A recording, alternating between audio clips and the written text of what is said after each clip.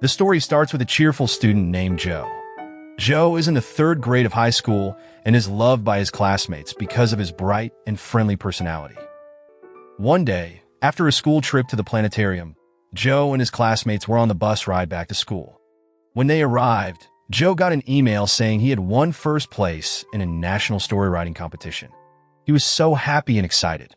But as Joe was about to cross the street, he didn't look carefully and was hit by a car. Sadly, Joe passed away. After Joe's funeral, all his friends at school gathered to pray for him. Losing such a cheerful friend made everyone feel very sad. A week later, after the school festival, a boy named Pei stood in front of Joe's picture. Pei was a new student who had only been at the school for a month. He didn't talk much to others and hadn't made many friends. Joe was actually Pei's only friend. As Pei looked at Joe's picture, he remembered the first time they met. At his old school, Pei was often bullied by other kids. He never had any friends and felt very alone. One day, he decided to stand up for himself, but the fight got him into big trouble, and he was expelled. A few months later, Pei started fresh at a new school where Joe was a student. On Pei's first day, he introduced himself to the class and was told to sit in the empty seat next to Joe. Joe, being his cheerful self, immediately started talking to Pei and introduced himself. Pei, who wasn't used to kindness, was surprised that someone wanted to be his friend. But because of all the bullying in his past, Pei felt awkward and told Joe not to act so friendly. Joe didn't get upset. He just smiled and changed the topic. After Joe was gone, Pei went back to being quiet and alone, just like before. He didn't have any friends at school anymore. One morning, during class, someone from an art university visited the school to talk about a short film competition.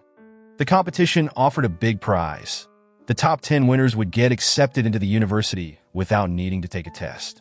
Most students didn't seem interested, but Pei was. Since his grades weren't great, Pei thought this could be his chance to go to college. Even though he didn't know anything about making films, he decided to join the competition in secret. That afternoon, in the cafeteria, the event organizer explained the rules of the competition. Pei learned that before making a film, he had to write a short story. The organizer also said that to win, the story needed to touch people's hearts, and it would be even better if it was based on a true story. When Pei saw Joe's picture, he got an idea. He wanted to make a film about Joe. But since they had only been friends for a month, Pei didn't know much about Joe's life. So, he started interviewing other students to learn more about him.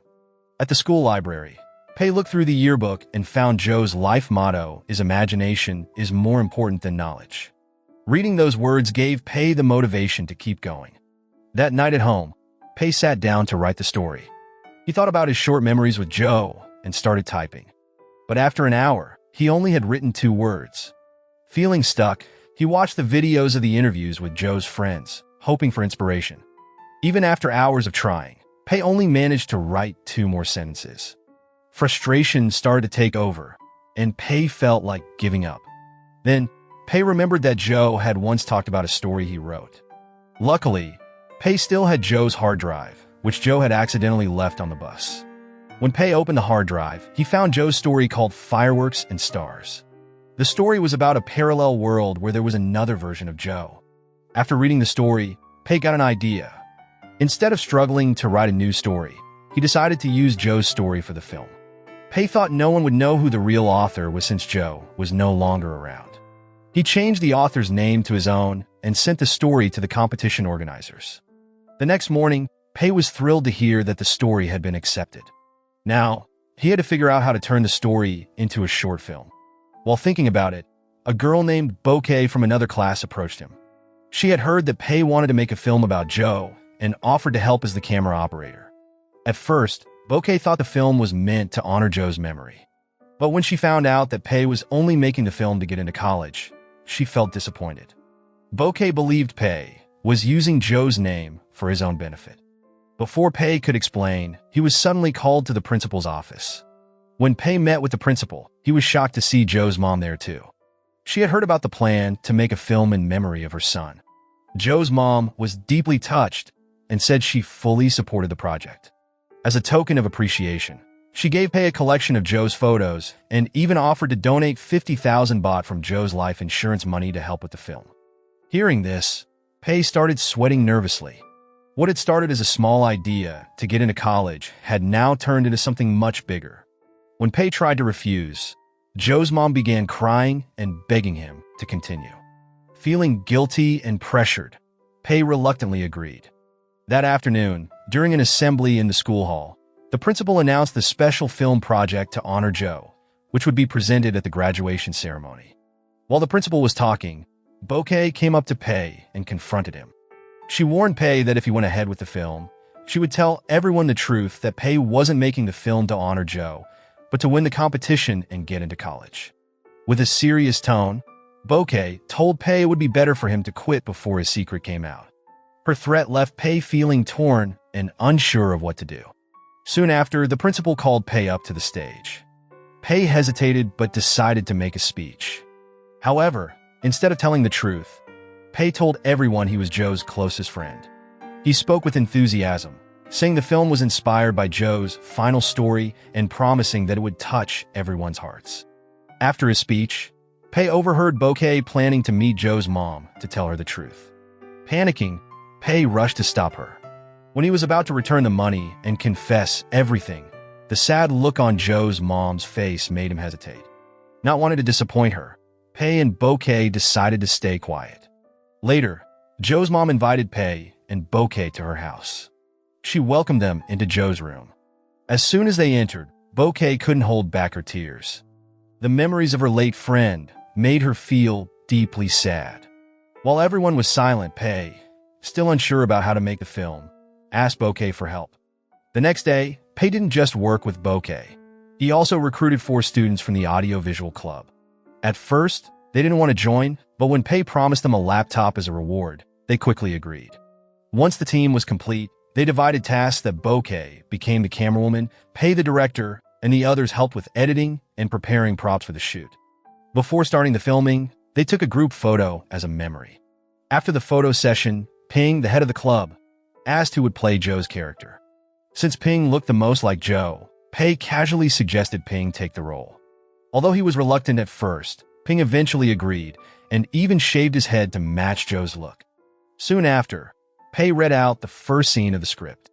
Since the theme of the film was sports, Bouquet suggested that Joe should be shown as a ping pong player in this scene.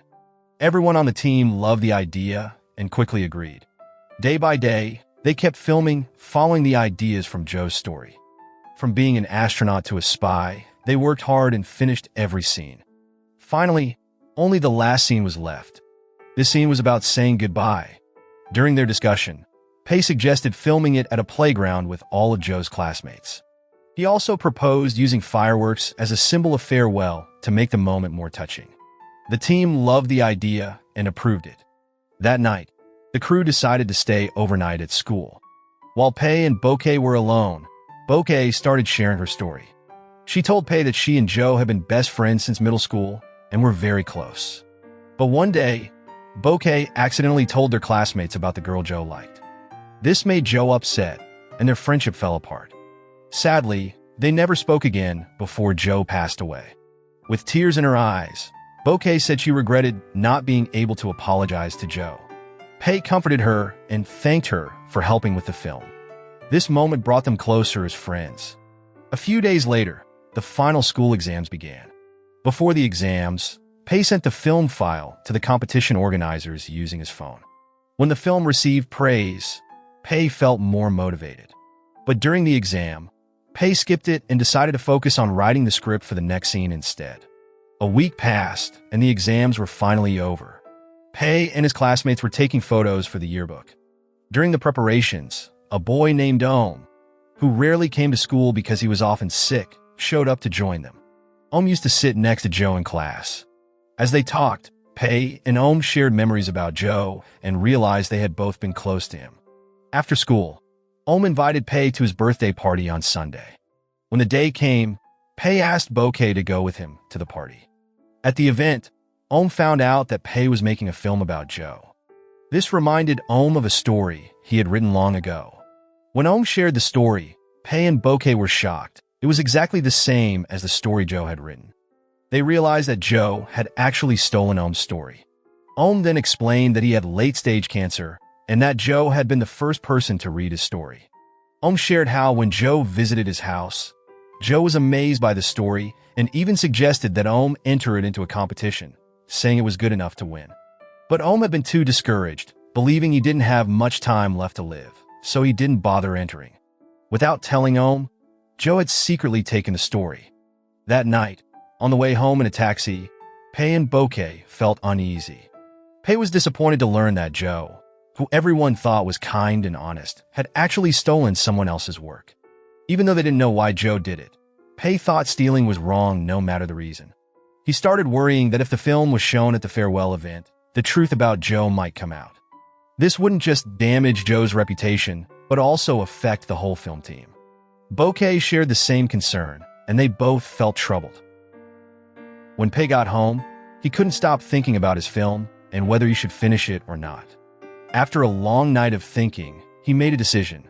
The next day at the playground, just before filming, Pei announced that he would change the main character's name in the film. He decided to rename the character Ohm, even though the character still looked like Joe. Hearing this, Bokeh was upset. She reminded Pei that they had all agreed the film was supposed to honor Joe. But Pei stood firm, saying his decision was final. He even told anyone who disagreed to leave the project. Bokeh felt hurt but stayed silent. That night, after the playground closed, they prepared to shoot the final scene. Since they only had one chance to film, Ping suggested Bokeh handle the camera. But Pei insisted on filming it himself, even without Bokeh's help. While waiting, Bokeh absent-mindedly opened Joe's hard drive. Looking through old photos of her and Joe from middle school, she couldn't stop her tears. The filming went smoothly, but later that evening, Pei got news that Ohm's health had worsened and he was in the hospital. The next night, after the film was edited, Pei and Bokeh visited Ohm. To cheer him up, Pei showed him the finished film on a TV. Ohm was moved to tears, thanking them for the film, saying it gave him hope to keep fighting. Hearing this, Pei felt a sense of relief. However, during their visit, Pei realized that Bokeh had taken his hard drive. He quickly ran after her. When he caught up, they had a heated argument. Bokeh insisted that the original film about Joe should still be shown, but Pei refused. The argument escalated until Bokeh angrily threw the hard drive onto the road, where it was crushed by a passing car. Furious, Pei shouted that he never wanted to see Bokeh again. Bokeh didn't say a word and quietly walked away, leaving Pei standing there in anger. When Pei got home, he panicked. The deadline to submit the film for the competition was the next day at noon, but his hard drive was destroyed. Desperate, Pei tried to make a new film using photos of Joe. He worked all night, but the film wasn't finished in time. Pei missed the competition, and with it, his dream of going to college slipped away. At school, while his friends celebrated their graduation and prepared to enroll in top universities, Pei felt sad and kept to himself. During a meeting with Ping, Pei handed over a flash drive containing a simple film for the farewell event. To Pei's surprise, Ping told him there was a backup copy of the original film on his computer. Pei felt a wave of relief and thanked Ping deeply. That evening, as Pei was heading home, he saw the girl Joe liked with another boy, holding hands and looking happy. The sight made Pei remember the school field trip. On the trip, before heading back, Joe had received a love confession from the girl he admired. Joe was overjoyed and couldn't believe he was now in a relationship with her. At the time, Pei had been resting on a nearby bench and overheard their conversation. Seeing Joe so happy made Pei smile. On the bus ride home, Joe told Pei all about his new girlfriend. Pei was surprised but also touched that Joe, who he had only known for a month, chose to share such exciting news with him first. It made Pei feel like Joe already considered him a close friend. Caught up in the moment, Pei shared a video on his phone of his ex-girlfriend and opened up about his past. The two talked for the rest of the ride, sharing stories about relationships and their feelings. At school, Joe received an email saying that his story had won the competition, along with a prize of 100,000 baht. But Joe chose not to take the prize. It turned out that his real goal in entering the competition was to showcase the work of his best friend, Ohm. At that moment, Pei realized he had misunderstood Joe all along. Thinking about these memories, Pei looked up at the sky and imagined a parallel world where he and Joe were still together. In his heart, he wished Joe were still alive. The next day, at the school farewell event, Joe's mom came to watch the film Pei had created. Before showing the film, Pei gave a short speech. Wanting the film to be original and not use own story, Pei stayed up the previous night redoing the film. He made it using photos of Joe and told a simple story about Joe's dreams for the next 10 years. Although many students were disappointed that the much-anticipated film was just a slideshow presentation, for Joe's mom, Bokeh, and Joe's close friends, the film carried deep meaning. The farewell event ended with a heartfelt speech from Bokeh. A few months passed. One day, Pei started his new job on a film set. On his first day, he was surprised to see that Bokeh was also working there. When they met, they caught up and shared how they had been doing. In that moment, Pei felt grateful. Even though he couldn't go to college, thanks to Joe, he now felt excited about chasing his new dream. Pei was determined that one day, he would become a famous director. As he imagined Joe standing in front of him, Pei silently thanked Joe for being his friend.